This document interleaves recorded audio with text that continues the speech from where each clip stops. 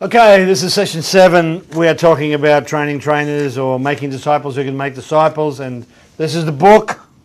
This is the movie. You've got to have both. I don't know whether the movie is better than the book, but I'm just going through this because this is our little training resource thing, and we're like trying to help people to learn things, learn skills, so they can know how to preach the gospel, how to make disciples, how to enable those disciples to make disciples. And this is all based on this, T4T, Training for Trainers, Discipleship Revolution by Ying Kai and Steve Smith. And we've been hanging out with Steve Addison and Tim Shire and others trying to figure out how to do this. It is harder than I've ever imagined, but it is the deal. I reckon it's the deal. Today I want to talk about part B of sharing a story, because your story is very important. And I've said last time, I don't want to repeat except to say this, that your story needs to be told as well as you can. Not what you think is good, but what somebody else hearing it will. And very often we've been around church, some of us, for long enough, and we don't even know what works anymore. And so we have to train for that. So last time I talked about what makes a story good, just a little outline and so forth. I want to talk about the process now of training people to tell their story. It's on this page. That page there. A good story checklist. And this is just our way of making sure that when it comes to a very important thing, a very important resource or tool, which is telling a story, that people have practiced that and know how to do it. Not to do it in a, what do you call it, a floozy kind of way. That's probably not the right word to use, but but to do it in a way that actually has impact and effect. Because nothing like a testimony, Great, somebody's personal story. We're always telling stories in our church meetings, and we love these stories, and we love it when they're well told. Not because we're great orators, but because the more familiar we are and the more we can tell that with confidence, the more willing and available we will be to tell that story, and it'll have more effect. So here are the processes we're going to go through. So the first tick box says here, I've met with a trainer and understand what is needed for my story to be effective. Tick. So I'm going to talk to somebody. I'm going to actually hang out with some people today. I'm going to be talking about this. I'm going to be talking about what makes a story effective. And so somebody can say, yeah, I know what makes a good story good. I don't mean a made-up story. I mean a real story. I've jotted down the main points. So I jot down the main points of my story, and then when I looked at it, I've made amendments, cut things out, and so forth. Thirdly, I've written my story out using my normal speaking language. Write the story out. Now, a three-minute story is going to be no more than 500 words. Okay, so just count the words. Make sure you got 500. No more than 500. If you got 700, then cut it down. Cut out. Have a look at it. Work over it a bit, and write in a speaking way. So the way to do that is to write it out and to think about, if you'd be saying this, how would you say it in your normal saying way. And then when you read it, see whether it reads okay. See whether this is saying. So there's a writing style that's meant to be read, and there's a style that's meant to be said. So read and said are different. You speak differently to the way you read. And so reading is always a bit more formal, and so you need to speak. You don't need to actually write words in slang and so forth, but you just need to write it in a way that you're not going to actually be reading it when you tell the story, but you're just trying to get it inside you. So write out the story using normal speaking language. Number 4, read through the story a few times to make sure it reflects the pointers and tips. Make sure it's got those things that we talked about in the last session. If you don't know what they are, go and have a listen about before, how it changed afterwards, so forth. This is really old stuff. I learned this at Bible college, but I cannot tell you how important it is everywhere, every time, for everybody.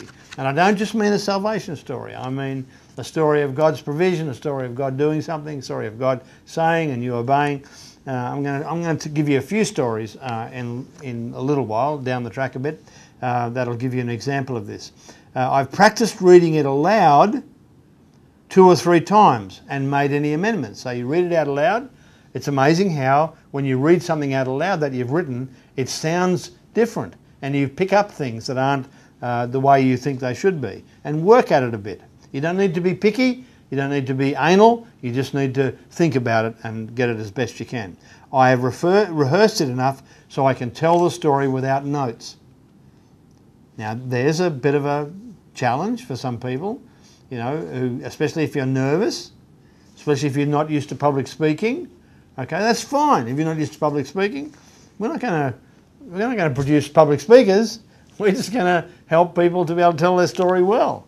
And if you do this, it'll help you put the story in a form that you're familiar with, and your recall mechanism will latch onto what you've practiced and gone through and so forth. So rehearse it so you can tell it without notes, and say it, have the notes there, just refer to them when you need to, and mark any place where you don't remember it, and just go over it a few times, read it a few more times, say it without looking, and that kind of thing.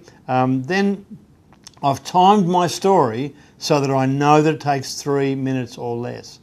Now, I cannot tell you how many people, especially ones who've been around churches, they just want to say, well, Brian said that I was supposed to take 3 minutes, but... Now, that makes me very cranky in a fun kind of way.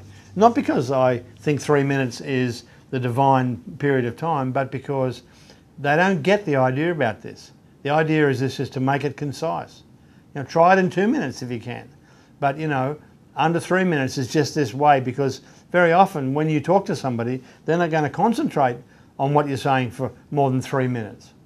And so it just puts it in a format that is precise, succinct, and so forth.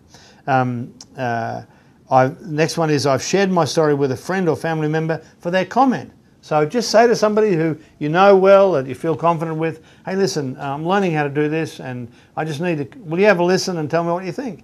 And they can tell you what they think, and so you make a few more notes and all that kind of stuff. So way to go. I've shared in front of a group of believers. So the idea of this is to share this in front of people who know what you're talking about. So there's no big challenge about that. These are people who love you and committed to you, so you can make mistakes without getting all self-conscious and everything. So go do that with a bunch of people so you get the idea of telling the story, and do it with a few different people. Do it with 2 or 3 that you meet with. Do it with some people that you're having coffee on Thursday with a few other people. Just say, hey, listen, I'm just doing this telling my story thing. Can you have a listen? I'd like to tell it to you, and you can tell me. So you talk, you tell it, you just tell it straight up, and all that kind of stuff. So I feel confident that I can share this story with someone who's not following Jesus. Yes or no? Do you feel confident? No. If you don't feel confident, go practice some more. Go find some more people to practice on until you feel confident. Now, I don't mean 10 out of 10. I mean 7 out of 10. I mean 6.5 out of 10. Whatever you're able to live with. And then the last one is, I have shared this with people in my spheres who are not following Jesus. So that's the test. Now, when you do one of these stories, you can use it as a jumping off point for a lot of stories. You can refer to bits of it in other stories.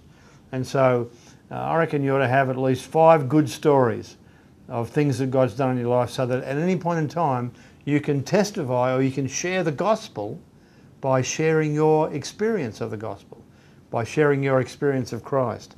And so I'm going to tell you my story in a minute, okay? When I was 19, I started going out with a girl who was a Christian. And she told me that she knew Jesus, and I didn't think it was true. When I kept on going out with her, and in the small country town, the local police sergeant said he told everybody she was too good for me and I wasn't good enough for her. So I decided, with a few friends' encouragement, to go to church with her, just to prove that I was respectable. In church, I heard this guy talking about Jesus in the same way as she had. And when he gave an opportunity for people to find out about it, I went out and asked him.